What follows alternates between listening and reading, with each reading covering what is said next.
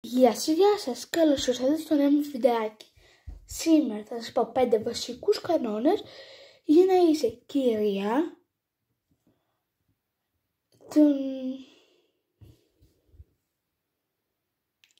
της υψηλής κοινωνίας.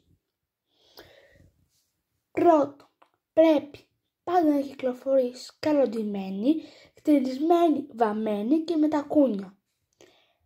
Δεύτερον, να ψωνίζεις μόνο από το κολονάκι. Τρίτον, να μην δίνεις δικαιώματα σε κανέναν.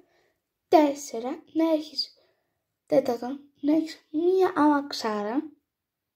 Και πέμπτο, και κυριότερο, να τρως σε γκουρμέ εστιατόρια και ακριβά.